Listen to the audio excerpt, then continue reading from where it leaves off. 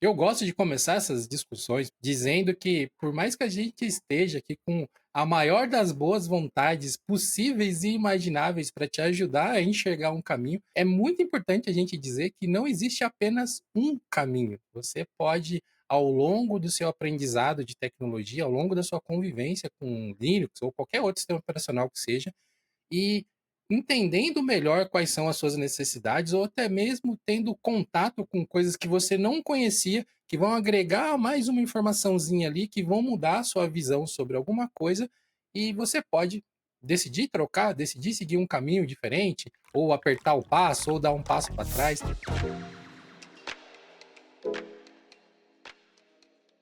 Sempre tem gente tendo seu primeiro contato com alguma coisa todo dia, né, isso é natural dos seres humanos.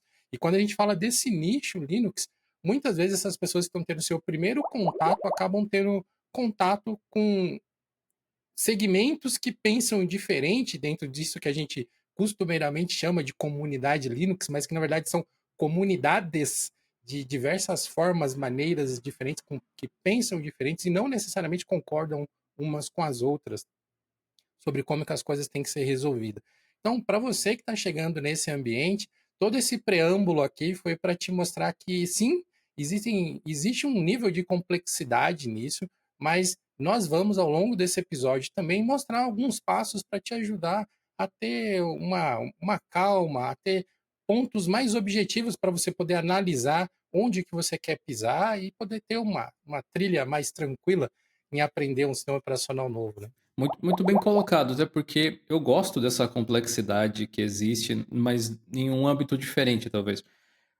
É complexo porque se trata de seres humanos e como eles se relacionam com as coisas.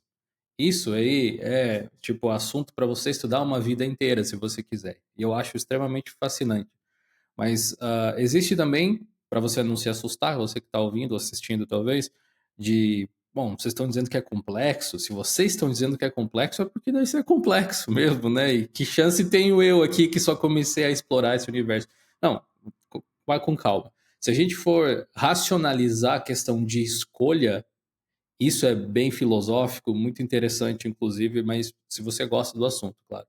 Agora, do ponto de vista mais pragmático, para mim, são escolhas muito objetivas de se fazer, e aí as coisas se simplificam consideravelmente. Todo mundo acho que tem um certo nível de filósofo e engenheiro, né? Digamos. Mas para fazer alguns tipos de escolhas, especialmente profissionais ou utilitárias, assim, eu acho que o seu lado mais pragmático, mais focado assim em realizar a tarefa, pode te dar alguma vantagem e facilitar esse tipo de escolha, eventualmente. Vale a pena pensar, acredito, que o sistema operacional não deveria ser o destino. As pessoas às vezes deliberam muito em cima do assunto, como se depois que você passasse dessa etapa, tipo, pronto, você resolveu o problema.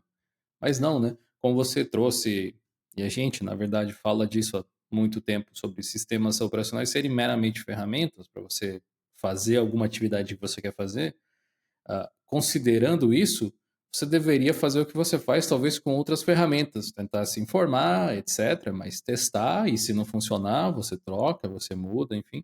E no caso de sistemas operacionais, eu acho que é meio por isso, né? O que acontece que talvez dificulte um pouco a vida de quem é novato é que existem muitas opções, né? Isso é uma característica do mundo open source, você tem muitas alternativas para tudo, né? A gente pode depois entrar um pouco mais nesse mérito. E para quem já está meio que inserido no universo Linux, eu vejo um outro tipo de problema, que é um apego sentimental a um determinado sistema ou alguma coisa do tipo, ou uma interface ou algo assim, que é compreensível, né? Porque você desenvolve um hábito e aquilo faz parte do seu dia a dia, etc. Que às vezes fica um pouco mais difícil de trocar, mas seria legal, você deveria ser capaz de mudar de sistema operacional, de mudar de interface para fazer qualquer uma das atividades que você precisa fazer de uma forma melhor do que você faria se utilizasse aquele que você simplesmente gosta muito, né?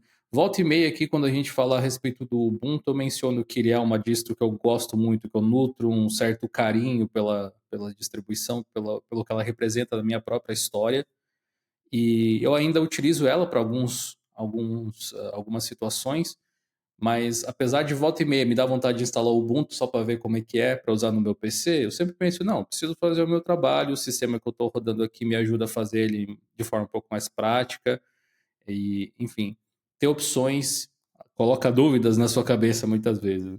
E você entender como que você está de armazenamento pode ser interessante, porque uma forma que é bastante recomendável de você ter os seus primeiros contatos com os sistemas operacionais antes de fazer a sua migração é fazer isso que eu acabei de falar, o famoso dual boot, para você poder entrar em um e em outro e ir testando, e quando você tiver alguma dificuldade, você poder voltar para um ambiente que é mais tranquilo, né, que você se sente mais seguro para resolver problemas, para tocar a sua rotina e depois você volta para o que você quer testar, para você ir resolvendo ali os problemas que aconteceram.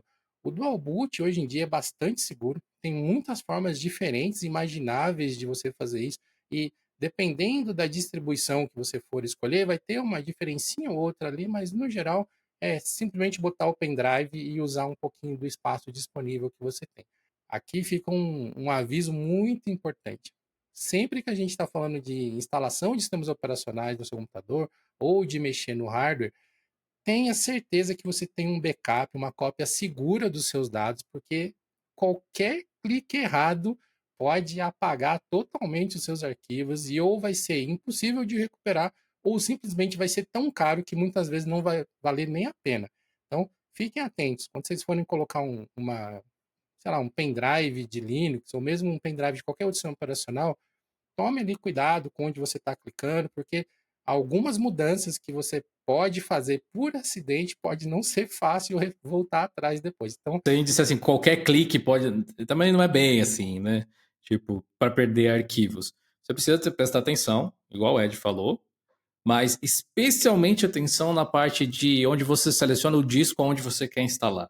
Porque é ali que você vai dizer, olha, eu quero apagar tudo que eu tenho aqui, eu quero apagar só uma parte ou não. Por isso que não sei você, Ed, mas eu sou um grande defensor de que as pessoas experimentem Linux pela primeira vez em máquina virtual. A gente tem vídeos a respeito disso também no Dio Linux já. Ah, eu acho que é uma forma bem. Talvez não seja mais realista, né? Porque não é bem como é você usar na máquina, mas talvez seja uma das mais seguras e simples, além de você aprender um software novo de virtualização, que é interessante. É uma forma legal de você ver como é, simplesmente. Tipo, eu quero ter uma ideia de como funciona, além de ver os nossos vídeos e tudo mais, instala numa VM, dá uma olhada, isso não afeta o seu sistema operacional de nenhuma forma, vê aí se você curtiu, porque às vezes tem aquela questão da interface, né? Tem tantas opções. Pega e baixa uma dúzia de distros ali, testa todas um pouquinho, vê qual que você achou mais legal. Aí depois que você pensou, não, ok, essa aqui eu gostei um pouco mais. Aí você vai para um dual boot mais nesse estilo clássico. Inclusive, depende da situação, claro, mas a minha forma favorita de fazer dual boot é instalando os sistemas em unidades de armazenamento diferentes e não na mesma. Não particionando o HD, o SSD, o que quer que você tenha aí, mas sim instalando em um outro. Claro, nem todo mundo tem mais de uma, né? Mas se você tiver a felicidade de ter uma unidade extra, fica bem mais tranquilo, porque aí você tipo, só formata ela e já era, né? E pode ficar formatando lá quantas vezes você quiser, testando um monte de coisa diferente. É o que eu faço por aqui, por exemplo. então, a minha forma preferida de testar distribuições é usando um Live Pendrive. Inclusive, a gente tem o vídeo mais visto da história aqui do Dio Linux Labs. É justamente um vídeo onde o Dio ensina como que você pode criar um Live Pendrive usando o Ventoy. É uma forma bem segura, bem bacana de você testar distribuições e também não faz nenhuma alteração no seu equipamento, nos seus arquivos, a menos que você queira. A menos que você realmente clique e saia fuçando nas coisas. E eu gosto de testar dessa forma, porque daí você está vendo exatamente como que a distribuição vai se comportar no seu hardware de verdade. Vai ser uma experiência assim muito próxima mesmo do que seria se ela tivesse instalada de verdade. Então você vai ter uma melhor ideia sobre se a sua tela vai ficar com a formatação correta, a resolução, teclado, hardware. Distribuições Linux têm esse chamado modo live. Antigamente era chamado de live CD, depois que o CD morreu, a gente chama de live pendrive, né, agora.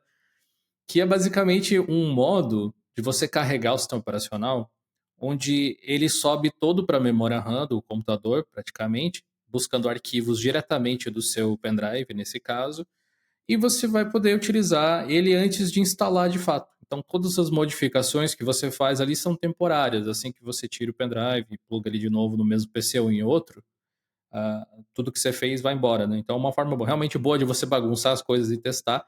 Porém, por rodar dessa forma, ele também não roda com 100% da performance que você teria. Se você tem um PC parrudo, eu não vejo muita diferença de uma VM. Agora, se é um PC um pouco mais fraco, a VM tende a ser mais lenta do que o modo live. E outra coisa que não costuma acontecer também, dependendo da distro, é claro, drivers da NVIDIA não são pré-carregados em modo live muitas vezes. Então você vai estar utilizando a versão open source do driver, que é muita palavrinha, talvez para quem não está habituado, mas digamos assim, é um driver genérico, provisório, tipo o Windows costumava fazer, para basicamente você ter tela e conseguir ver as coisas, fazer a instalação do sistema. Ele não é feito para performance. Então, tenha esses detalhes em mente, mas também, sim, é uma ótima forma de você dar uma olhada, experimentar. A diferença é que com o VM você não precisa desligar o PC, você faz ali diretamente no sistema que você está. E no modo live, obrigatoriamente, você precisa reiniciar e dar boot pelo pendrive, como se fosse instalar, só que você não instala. Você vai no modo live, justamente. Esse conteúdo que você acabou de assistir é um corte de um episódio do Geocast. Você pode assistir o episódio inteirinho e conferir o restante da conversa clicando nesse card aqui ao lado.